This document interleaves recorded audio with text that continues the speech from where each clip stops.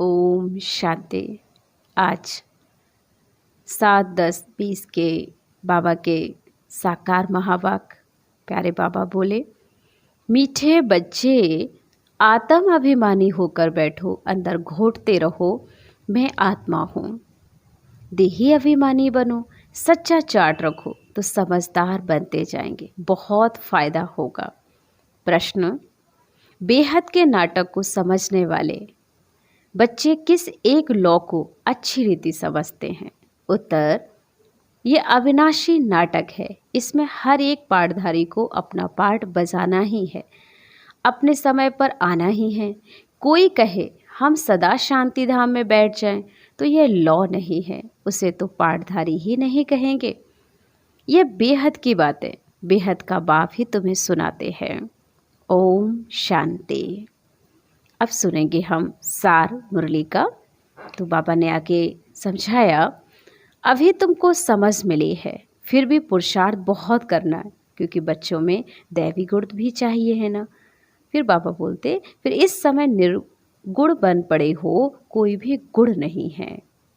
हर आत्मा में इतने अवगुण आ चुके हैं। तो बाबा समझाता है कि बच्चे मतलब कोई भी गुण मनुष्य आत्माओं में ना रहने के कारण जो है आत्माएं भटक रही हैं। तो कहीं ना कहीं हमें गुण अपने जीवन में धारण करना है।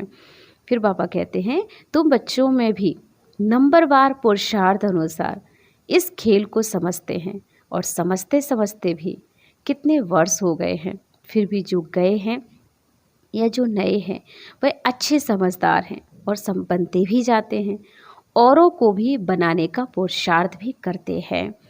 योग में तुम भविष्य का 21 जन्म निरोगी बन जाएंगे, तुम्हारे सब रोग दुख खत्म हो जाएंगे। कोई ऐसी युक्ति रचो जो मनुष्य समझें, कैसे पूज्य सो पुजारी बनते हैं। पूज्य हैं नई दुनिया में और पुजारी हैं पुरानी दुनिया में। गाते भी है ना, संपूर्ण सृष्टाचारी। अभी तो बच्चों को ऐसा बनना है।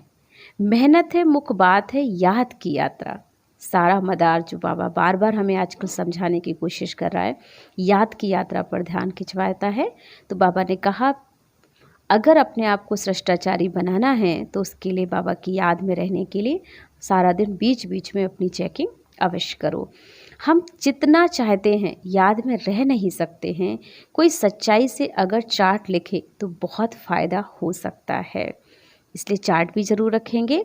इनको मालूम पड़ा है कि हम जो नारायण था फिर 84 जन्म भोगे, ये नंबर 1 में। बाबा बतलाते हैं, मेरी तो आँख ही खुल गई। तुम भी कहेंगे अब मेरी भी आँखें खुल गई हैं। बाबा का ज्ञान मिल गया, जैसे ब्रह्मा बाबा को ज्ञान मिला तो उनकी आँखें खुल गई, हमें भी बाबा का ज्ञान मिला तो हम भी आँखें खुल गई हैं। बाबा ने जो समझ दी है, तुम फील करते हो बरोबर। हम घड़ी घड़ी देह अभिमान में आ जाते हैं। मेहनत करनी है आत्म अभिमानी बनने की ही। बाबा तो सीधी बात बताते हैं, बच्चे तुम मुझे याद करो तो तुम पावन बन जाएंगे, तुम्हारे सब दुख दूर हो जाएंगे। सभी धर्म वालों को ये नॉलेज देने का अधिकार है। भल हर एक धर्म की नॉलेज अपने अपने है, हर एक का शास्त्र अपना अपना है, हर एक की मत अपनी अपनी है, हर एक का संस्कार अपना अपना है, लेकिन यह नॉलेज हर एक के लिए है। बाबा कहते हैं, बहुत मनुष्य कहते हमें भी मुक्ति चाहिए, मगर सजाओं से छूट मुक्त होने की शक्ति भी इस योग द्वारा ही मिल सकती है। बाप समझाता है कि ऐसे किसी को मुक्ति मिल नहीं सकती है। मुक्ति पाने के लिए भी हमें पहले बाबा से पूरी तरह वफादार बनकर योग लगाना पड़ेगा, तभी हमें मुक्ति मिलेगी। फिर बाबा कहते हैं, अचपा जाप के बारे में याद दिलाते हैं। जैसे अचपा जाप अर्थात निरंतर ईश्वरी याद होनी चाहिए। जो भी कहावत है, सांसों श्वास अचपा जाप जपते रहो, उसका यथार्थ अर्थ क्या है? जैसे समझो, बच्चा है अपने बाप को याद करता है तो उसी समय फोटो सामने नहीं लाना पड़ता है। मनसा वाचा कर्मणा कुपेशन एक्यूरेट एक्टिविटीज़ गुणों सहित याद आ जाती है। माने जब आप किसी भी अपने संबंध वालों को याद करते हैं, उसके लिए आपको कुछ नाम नहीं रटना पड़ता है, उनके लिए आपको स्वतः उनकी याद आती है। क्योंकि जैसे आपकी स्मृति में आएगा कि मेरा बेटा, मेरी बेटी, उसी समय आपको उसका चेहरा, आपकी उसके पहनावा, आपकी एक्टिविटीज़ तुरंत आपके सामने इमर्ज हो जाती है। तो बाबा समझाते हैं, इसलिए वो चीज़ हम देखते ही साथ मन में चलने लगती है, गुणों सहित याद आता है। अब सबको अपनी दिल भीतर से निकाल उसी असली पिता, पारलौकिक पिता परमात्मा की याद में रहना है। उठते बैठते चलते फिरते बस याद में ही चलना है। उस याद से ही कर्मातीत बनते हैं।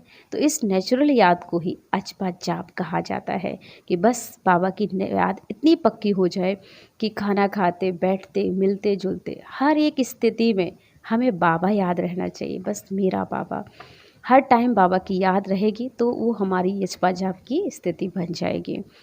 फिर बाबा ने हमें आगे याद प्यार दिया।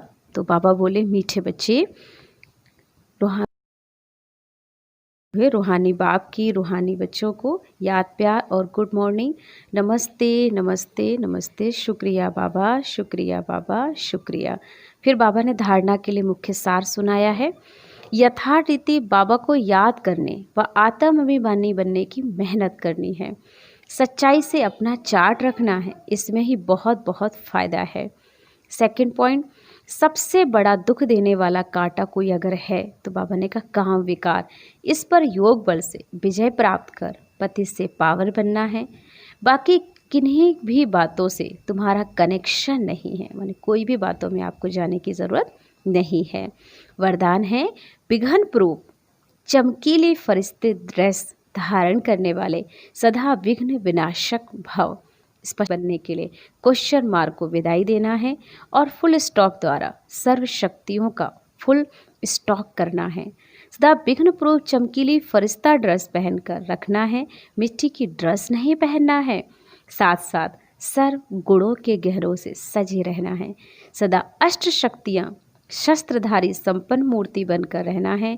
कमल पुष्प के आसन पर अपने श्रेष्ठ जीवन के पांव रखना है। तो यह विशेष फरिश्ता स्थिति का अभ्यास बाबा ने हमें कराया। स्लोगन है, अभ्यास पर पूरा पूरा अटेंशन दो तो फर्स्ट डिवीजन नंबर में आ जाएंगे। ओम शांति। आज का सोमाल लेंगे, मैं फरिश्ता चमकीली ड्रेस पहनने वाला विघ्न प्रूफ आत्मा हूँ। तो इस अभ्यास को हम थोड़ी देर करते हैं कि मैं दिव्य फरिश्ते की चमकीली ड्रेस पहने हुए हूँ और उस चमकीली ड्रेस में सामने बाबा को देख रहा हूँ।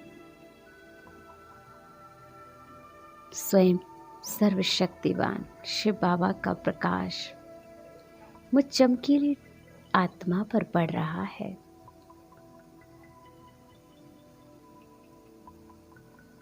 बाबा मुझ आत्मा को दिव्य गुणों से श्रृंगार कर रहा है।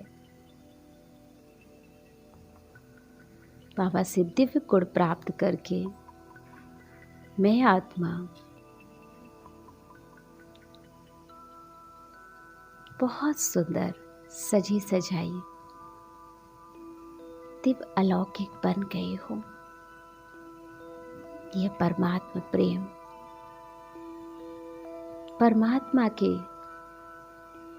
द्वारा प्राप्त हुए गुण मेरे जीवन में सारे विश्व को देने के लिए काम कर रहे हैं।